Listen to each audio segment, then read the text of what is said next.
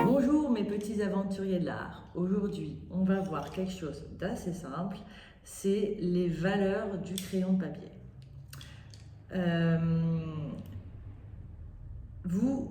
Souvent, vous connaissez celui qu'on appelle le HB.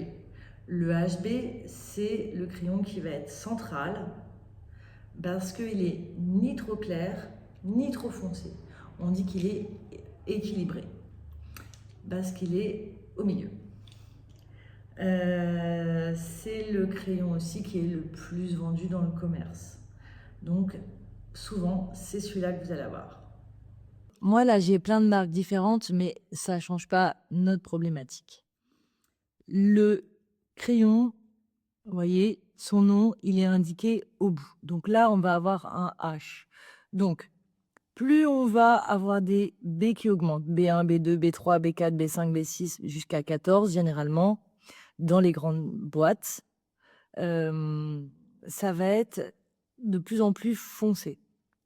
Plus on va avoir H1, H2, H3, H4, plus ça va être des crayons qui vont être secs, donc clairs. Alors, les crayons, ils vont chacun avoir leur propre caractère, mais ça a une fonction. Alors, plus les crayons, ils sont clairs, plus le H, il augmente. 1, 2, 3, 4, 5, 6. Plus il va être facilement gommable, c'est-à-dire un B1, B2, B3, B4, B5, B6, ça va être de plus en plus foncé, donc on va avoir des valeurs de plus en plus sombres, mais ça va être de plus dur à gommer. Il y a aussi quelque chose qui se passe, c'est que le crayon, vous allez voir, si vous utilisez des B, il va y avoir comme une petite surbrillance sur le dessus. D'accord? Donc, quand on commence un dessin, ce qu'on va faire, c'est commencer par les H, comme ça, si on se trompe, on peut gommer.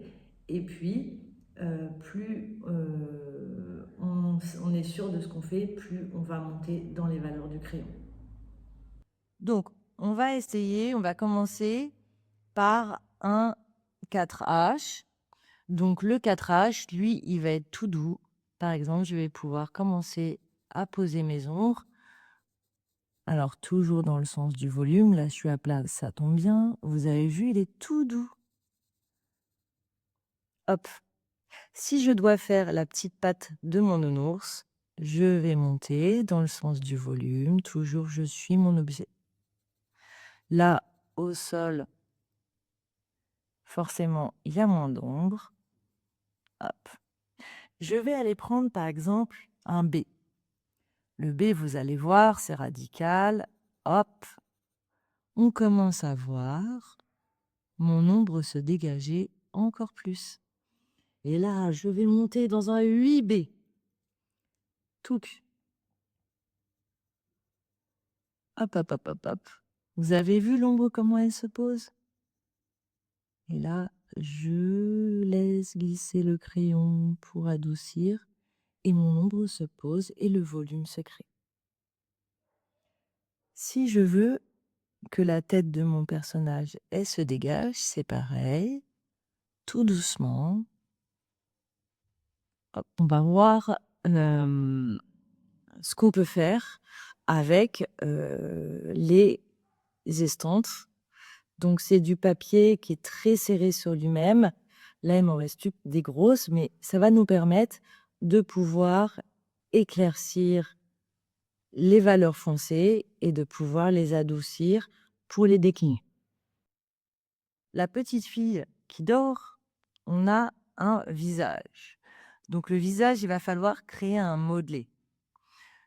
Ce qu'on va pouvoir faire, par exemple, c'est venir poser une valeur assez foncée, comme si ses cheveux y faisaient une ombre sur son visage.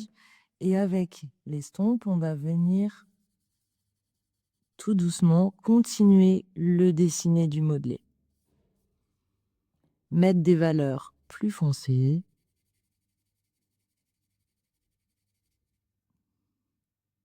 Imaginons qu'on veuille que ce soit encore plus foncé à cet endroit-là. Donc, on va venir mettre du foncé et on va estomper tout doucement.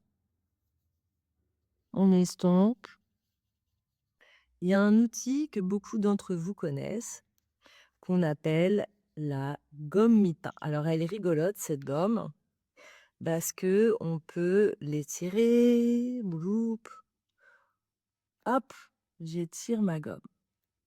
Alors, on en fait une petite boule et on va pouvoir, avec, venir récupérer des lumières. Hop, pour rééclaircir. Je peux refaire de la lumière. Les ailes du nez, je peux venir les foncer.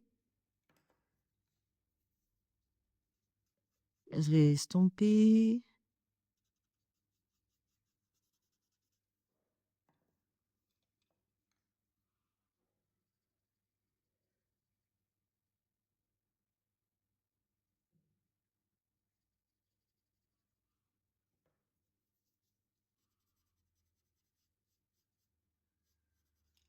Et ma petite fille, elle prend son volume. Mes petits aventuriers de l'art, j'espère que vous avez vu des petites techniques qui vont vous permettre de progresser en dessin, en coloriage. Ces crayons-là, alors moi j'ai des crayons qui valent assez cher et puis d'autres moins cher.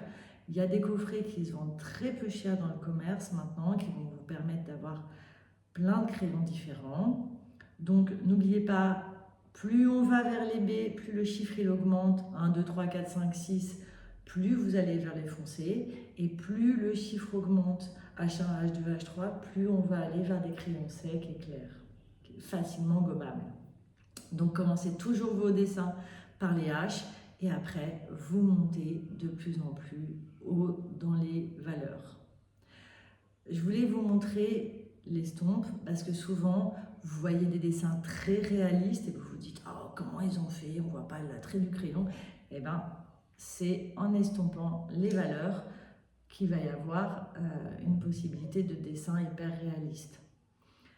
Ça, c'est comme un critérium, c'est une gomme très très fine au bout qui va vous permettre de redessiner dans les valeurs foncées en rajoutant de la lumière.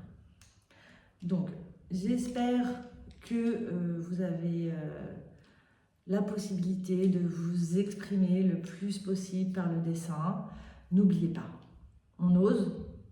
Si on se trompe, c'est pas grave, on recommence. Et en dessin, en fait, il y a toujours plein de ruses pour rattraper un dessin. On s'inquiète jamais, d'accord? On peut toujours rattraper un dessin. Donc, au travail. À la prochaine fois.